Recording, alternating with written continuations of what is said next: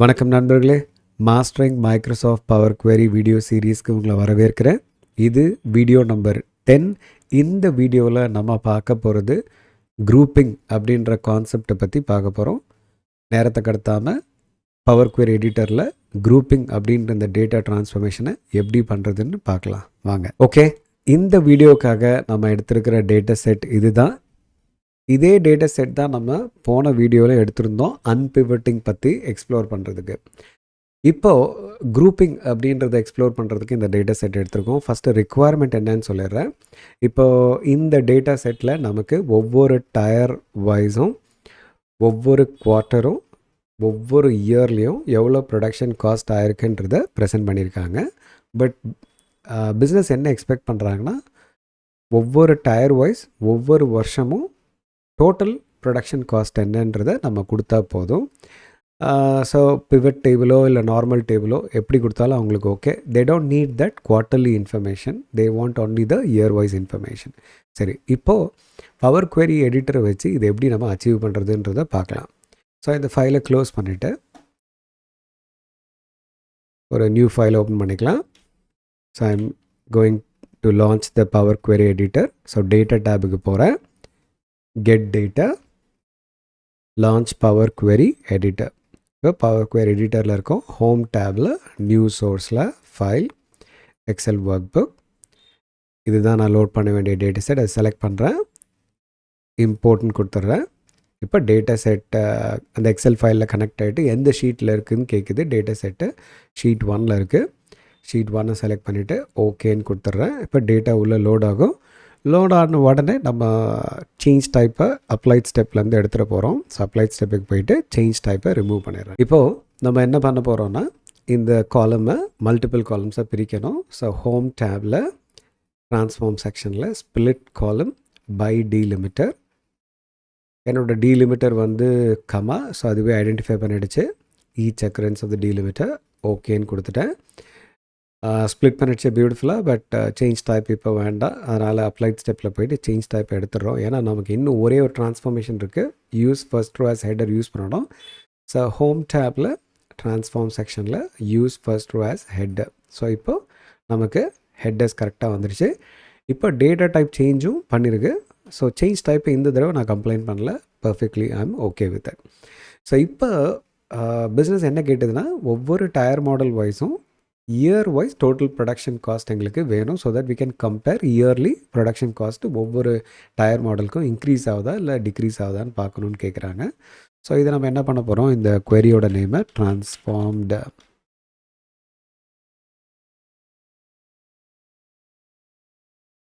Data அப்படின்னு போட்டுட்டு இப்போ இதை க்ளோஸ் அண்ட் லோட் கொடுத்துட போகிறோம். க்ளோஸ் அண்ட் லோட் டு கொடுத்த உடனே எக்ஸலுக்கு வருது. எக்ஸலில் நான் லோட் பண்ணும் போதே என்னவா லோட் பண்ண போகிறேன்னா பிவட் டேபிள். ஏன்னா that's a first thing I would love to two.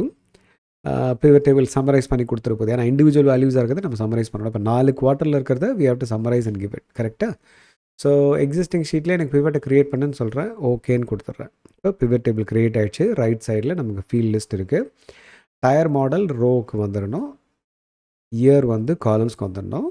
இப்போ அவன் என்ன கேட்குறான்னா, இந்த டயர் மாடலுக்கு இந்த வருஷத்தில் டோட்டலாக ப்ரொடக்ஷன் காஸ்ட் எவ்வளோ ஆச்சுன்னு கேட்குறேன். அப்படின்னா இந்த வருஷத்தோட 4 குவார்ட்டரோட டேட்டாவோட சம்மு தான் நமக்கு வேணும்.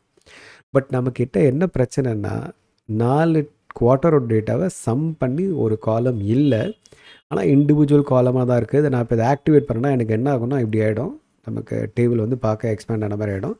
சப்போஸ் இதை வந்து நான் இங்கே கொண்டு வந்து இந்த சிக்மா வேல்யூஸை கொண்டு வந்து இங்கே வச்சேன் அப்படின்னாலும் இஸ் கோன் கிவ் இட். நான் இப்போ போய் சப் டோட்டல் ஆன் பண்ணால் எனக்கு சப் டோட்டல் வந்துடும். But this guys will not get off. ஏன்னா பிகாஸ் நான் இவங்களை ரிமூவ் பண்ணேன்னா இந்த வேல்யூஸும் போயிடும்.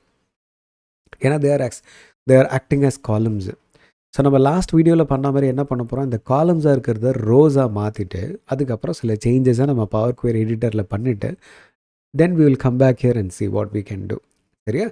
ஸோ நம்ம என்ன பண்ண போகிறோம், we are going to the queries and connections ஐகானுக்கு போயிட்டு ரைட் கிளிக் பண்ணுறோம், எடிட் பண்ணுறோம்.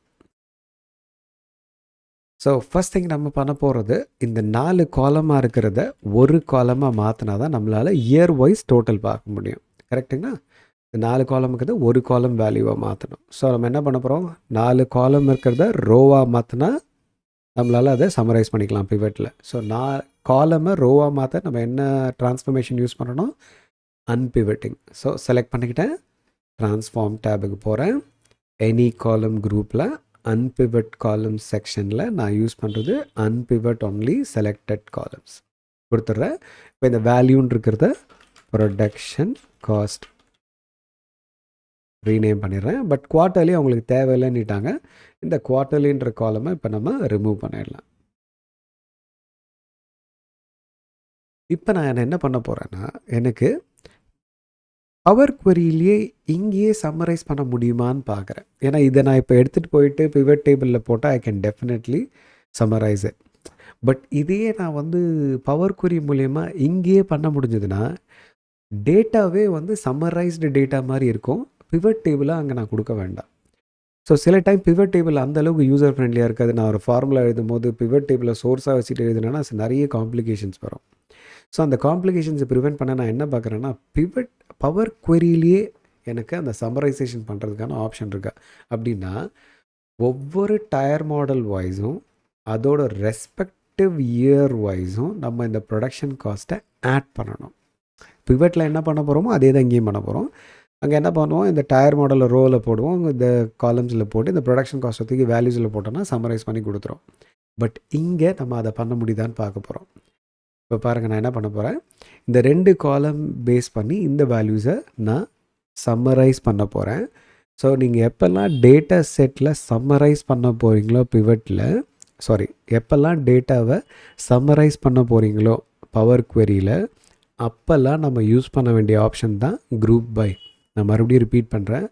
உங்களோட பவர் குவரி எடிட்டர் விண்டோவில் உங்கள்கிட்ட நியூமெரிக்கல் காலம்ஸ் இருக்குது. அதை நீங்கள் அக்ரிகேட் பண்ணி ப்ரெசென்ட் பண்ணணும்னு நினைக்கிறீங்கன்னா அப்போ நீங்கள் யூஸ் பண்ண வேண்டிய option group by. Suppose multiple times ஒவ்வொரு இன்வாய்ஸ் நம்பரும் ரிப்பீட் ஆகிருக்கு, பட் நான் எடுத்துகிட்டு போகிற ட்ரான்ஸ்ஃபார்ம் பண்ணி எடுத்துகிட்டு போகிற டேட்டாவில் இன்வாய்ஸ் நம்பர் ரிப்பீட் ஆகக்கூடாது. அந்த இன்வாய்ஸ் நம்பரோட டோட்டல் தான் வரணும், எனக்கு ஒவ்வொரு ஐட்டமைஸ்டு பில் வரக்கூடாது அப்படின்னு நினச்சிங்கன்னா நீங்கள் யூஸ் பண்ண வேண்டிய ஆப்ஷன் குரூப் பை. எப்படி குரூப் பை பண்ணுறதுன்னு பார்க்கலாம். ஹோம் டேபில் ட்ரான்ஸ்ஃபார்ம் குரூப்பில் குரூப் பை அப்படின்றத கிளிக் பண்ணுறேன். இப்போ நமக்கு group by dialog box open ஆகிருக்கு. ஒரே ஒரு காலம் பேஸ் பண்ணி பண்ணாலும் பண்ணலாம், மல்டிபிள் காலம் பேஸ் பண்ணி பண்ணுறதுனாலும் பண்ணலாம். நம்ம கேஸில் மல்டிபிள் காலம் டயர் மாடல் வைஸும் இயர் வைஸும் பண்ணணும். ஸோ அட்வான்ஸ்ட் அப்படின்றது ஆப்ஷனுக்கு போயிடுறேன். பட் நான் குரூப் பண்ணுறதுக்கு முன்னாடி உங்களோட டேட்டா எப்படி இருக்குன்னு பார்த்துங்க. ஸோ இங்கே பார்த்தீங்கன்னா டயர் மாடல் வைஸ் இதே வருஷம் திருப்பி ரிப்பீட் ஆகிருக்கு பாருங்கள். பட் நம்ம குரூப்பிங் முடித்ததுக்கப்புறமா இது எப்படி மாறுதுன்னு பாருங்கள். ஓகே, ஸோ என்ன ஆகணும், இது அப்படியே ஒரு ரோவாக மாறணும், மொத்தமாக ஆட் ஆகி ஒரு ரோவாக மாறணும். கரெக்டுங்களா? அதுதான் இங்கே மாறப்போகுது. ஸோ டயர் மாடல், இன்னொரு குரூப்பிங் year wise. So tyre model year, இதுதான் நம்ம குரூப் பண்ண போகிற கேட்டகரிக்கல் காலம். சரி, அந்த நியூமெரிக்கல் காலம் என்னவா பேர் வரணும், டோட்டல் ப்ரொடக்ஷன் காஸ்ட். இந்த டோட்டல் ப்ரொடக்ஷன் காஸ்ட்டுன்றது ப்ரொடக்ஷன் காஸ்ட்டோட காலமை ஆட் பண்ணி கொண்டு வரணும். கரெக்டுங்களா? ஸோ சம்ன்றது சூஸ் பண்ணிவிட்டா ப்ரொடக்ஷன் காஸ்ட். ஸோ எனக்கு நீ இந்த 2 காலம் இருக்கிற ஐட்டம்க்கு ஒவ்வொரு வேல்யூவையும் குரூப் பண்ணி ப்ரெசென்ட் பண்ணு, டோன்ட் ரிப்பீட் தெம் அப்படின்றது. இப்போ நான் ஓகேன்னு கொடுக்க போகிறேன். ஸோ ஜஸ்ட் கீப் வாட்சிங் here to these values. Okay, okay கொடுத்தோன்னா என்ன ஆகுதுன்னு பாருங்கள். அந்த 4 ரோவாக இருந்த அந்த வேல்யூ மொத்தமாக ஆட் ஆகி டயர் மாடல் 1 2021க்கு டோட்டல் என்னன்னு கொடுத்துருச்சு. ஸோ இங்கேயே அந்த சம்மரைசேஷன் நடந்துருச்சு. சரி, இன்னும் இதை பர்ஃபெக்டாக பார்க்கணும் அப்படின்னா டயர் மாடல் காலமில் இருக்கணும், ரோ வைஸ் இருக்குது. இயர்ஸை காலமாக மாற்றினோன்னா இந்த ப்ராசஸ் நம்ம பர்ஃபெக்டாக பண்ணிட்டோம். பவர் குவரி எடிட்டர்லேயே பிவட்டே இல்லாமல் இந்த வேலையை பவர் குவரி எடிட்டர்லேயே நம்ம முடிச்சிட்டோன்னு அர்த்தம். ஸோ எனக்கு இங்கே இருக்கிற இந்த இயர்ஸ் எல்லாம் ரோவாக இருக்கிற இந்த இயர்ஸை காலமாக போடணும். ஓகே, ஸோ ரோவாக இருக்கிற இயர்ஸை காலமாக போடுறதுக்கு நம்ம யூஸ் பண்ண போகிறது பிவட்டிங் ஆப்ஷன். ஸோ நான் என்ன பண்ண போகிறேன், இந்த ட்ரான்ஸ்ஃபார்ம் டேபில் பிவட் காலம் அப்படின்றத சூஸ் பண்ணுறேன். அது என்ன கேட்குதுன்னா, எந்த காலமை பிவட் பண்ணோம், செலக்ட் பண்ண காலமை பிவட் பண்ணணும்னு சொல்லிட்டேன். பட் எந்த காலமில் இருக்க வேல்யூஸை பேஸ் பண்ணி பிவட் பண்ணணும், டோட்டல் ப்ரொடக்ஷன் காஸ்ட் அந்த காலமை பேஸ் பண்ணி எனக்கு பிவட் பண்ணணும். இந்த செலக்ட் பண்ணியிருக்க காலமை இந்த டோட்டல் ப்ரொடக்ஷன் காஸ்ட்டை பேஸ் பண்ணி எனக்கு பிவட் பண்ணணும். ஸோ இது என்ன பண்ணணும், இங்கே இருக்கிற ஒவ்வொரு ஐட்டமையும் இதோட மேப் பண்ணி தனித்தனி காலமாக பிரித்து போடும். இப்போ பாருங்கள், அட்வான்ஸ்டு ஆப்ஷனில் என்ன இருக்குன்னு கேட்டிங்கன்னா, நம்ம பிரித்து போடும்போது ஆட் பண்ணணுமா இல்லை ஆவரேஜ் பண்ணுமான்னு கேட்குது. ஏற்கனவே அதை சம்மரைஸ் பண்ண டேட்டா. ஸோ நமக்கு இப்போ சம்மு சூஸ் பண்ணாலும் ஓகே தான், இல்லை டோன்ட் அக்ரிகேட் சூஸ் பண்ணாலும் ஓகே தான், பெருசாக டிஃப்ரென்ஸ் எதுவும் இருக்காது. இப்போ நான் டோன்ட் அக்ரிகேட்ன்றதே சூஸ் பண்ணிவிட்டு ஓகேன்னு கொடுக்குறேன். இப்போ பார்த்தீங்கன்னா tyre model year is in columns. So பர்ஃபெக்டான லே அவுட்டு, நம்ம எதிர்பார்த்த லே அவுட் நமக்கு கிடச்சிருக்கு. இதுதான் பிவட் டேபிளே நடந்திருக்கும். பட் பிவட் டேபிளில் நம்ம ட்ராக் பண்ணி சேஞ்ச் பண்ணுறதுக்கு பதிலாக பவர் குவெரியிலே இந்த டிரான்ஸ்ஃபர்மேஷன் அவைலபிள். எப்படி இதை கொண்டு வந்தோம், 3 கான்செப்டை யூஸ் பண்ணி, அன்பிவட்டிங், குரூப்பிங், பிவட்டிங். ஸோ குரூப்பிங்ன்ற கான்செப்ட் எதுக்கு, சம்மரைஸ் பண்ணி டேட்டாவை ப்ரெசென்ட் பண்ணுறதுக்கு. ரிப்பீட்டாக இருக்கிற ஐட்டம்ஸை கிளப் பண்ணி ஒரே ரோவாக கொண்டு வரோம். அந்த கிளப்பிங் அப்படின்றது தான் சம்மரைசிங் சொல்லுவோம், குரூப்பிங் சொல்லுவோம்.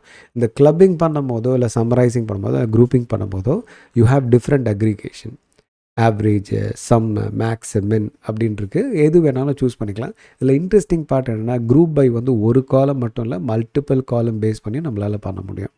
அதே மாதிரி அக்ரிகேஷனும் ஒரே வேல்யூவில் மல்டிபிள் அக்ரிகேஷனும் பண்ணலாம் நம்ம.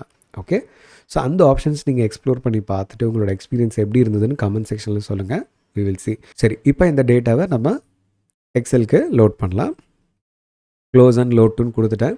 ஸோ சில சேஞ்சஸ் நம்மளோட பவர் குவெரியில் நடந்ததால் இது என்ன பண்ணோம்னா, எதில் சேஞ்சே நடக்கலையோ அந்த காலத்தை அப்படியே வச்சுக்கோம். டயர் மாடலில் எந்த சேஞ்சும் பண்ணல. பட் மற்ற காலம்ஸில் எல்லாத்துலேயும் நம்ம நிறைய விளையாடிட்டோம். அதெல்லாம் சேஞ்ச் இங்கே வந்திருக்கு. இப்போ பிவட் டேபிளுக்கு போகிறேன். இப்போ பார்த்தீங்கன்னா இது இண்டிவிஜுவல் காலம்ஸாக இருக்குது. மறுபடியும் நான் ஆஸ் அ நார்மல் ரெகுலர் யூஸராக இருந்தால் என்ன பண்ணியிருப்பேன்னா, இந்த ஒவ்வொரு காலமையும் கொண்டு வந்து வேல்யூஸில் போட்டு இதை வந்து நான் இப்படி ப்ரெசென்ட் பண்ணியிருப்பேன். பார்க்கும்போது இப்படி இருக்கும். பட் இதை நான் ரோ வைஸ் இருக்கிறத கொண்டு வந்து காலமில் போட்டேன்னா it will do it. But இங்கே என்ன இருக்குதுன்னு பார்த்தீங்கன்னா, நமக்கு பவர் குவெரி எடிட்டரில் வந்த அதே டேட்டா செட் தான் வந்திருக்கு, அதே நம்பர்ஸ் தான் வந்திருக்கு. ஸோ பிவட் எந்த வேல்யூ அடிஷனும் பண்ணல. ஏன்னா இதுதான் அங்கே இருக்கிற டேட்டாவே திருப்பியும் பிவட்டில் தான் காட்டுது. ஸோ பிவட்டில் இங்கே ஒரு வேல்யூ அடிஷன் நடக்கலை. ஸோ எனக்கு பிவட்டாக வேண்டாம், இது நார்மல் டேபிளாக இருந்தால் என் டீமுக்கு இது இன்னும் யூஸ்ஃபுல்லாக இருக்கும், ஈஸியாக இருக்கும் ஆக்சஸ் பண்ணுறதுக்கு. ஸோ குவெரிஸ் அண்ட் கனெக்ஷனுக்கு போயிட்டு நான் என்ன பண்ணுறேன், என் குவெரியில் ரைட் கிளிக் பண்ணிவிட்டு மறுபடியும் லோட் டு அப்படின்னு கொடுக்குறேன். இந்த தடவை கேட்குது, நீ என்னவா லோட் பண்ணி, ஏற்கனவே பிவட் டைப்பில் பண்ணியிருக்கேன், நீ என்னவா மாற்றணும்னு கேட்குது. எனக்கு நீ டேபிளாக மாற்றிடு அப்படின்னு சொல்கிறேன். ஓகேன்னு கொடுத்தோன்னா எனக்கு வார்னிங் கொடுக்கும். ஏன்னா இப்போ நான் அதை டெலீட் பண்ண போகிறேன், அந்த டேட்டா லாஸ் நடக்க போது, உனக்கு ஓகேவானு எனக்கு ஓகேன்னு சொல்ல போகிறேன். அவ்வளோதான். இப்போ பார்த்தீங்கன்னா இதே நம்பர் தான் பிவட் டேபிளும் கொடுத்தது. பட் எனக்கு என்னென்னா, இது நார்மல் டேட்டாவாக இருந்தால் என் டீமுக்கு இந்த டேட்டாவை எப்படி வேணால் அவங்க யூஸ் பண்ணிக்கலாம். So that they can use this for any other formula, any other charts, இல்லை any other analysisக்கு this will help them a lot. Okay, so இந்த வீடியோவில் நம்ம பார்த்தது குரூப்பிங் அப்படின்றது என்ன, அது எப்படி யூஸ் பண்ணணும், ஒரு காலம் பேஸ் பண்ணியா மல்டிபிள் காலம் பேஸ் பண்ணி பண்ண முடியுமா, அது எல்லாமே இந்த வீடியோவில் பார்த்தோம். கரெக்டாக? சரி, இந்த ஃபைல்ஸ் உங்களுக்கு டவுன்லோட் செக்ஷனில் இருக்கும். நீங்கள் டிஸ்கிரிப்ஷனில் டவுன்லோட் லிங்க்கை யூஸ் பண்ணி ப்ராக்டிஸ் பண்ணி பார்த்துட்டு ஏதாவது குவெரிஸ் இருந்ததுன்னா கமெண்ட் செக்ஷனில் மென்ஷன் பண்ணுங்கள். I will be happy to respond to that. மறுபடியும் இன்னொரு இன்ட்ரெஸ்டிங்கான இன்புட்டோடு உங்களை மீண்டும் சந்திக்கிறேன். அது வரைக்கும் உங்களிடமிருந்து விடைபெறுவது உங்கள் ஹரிஹரன்.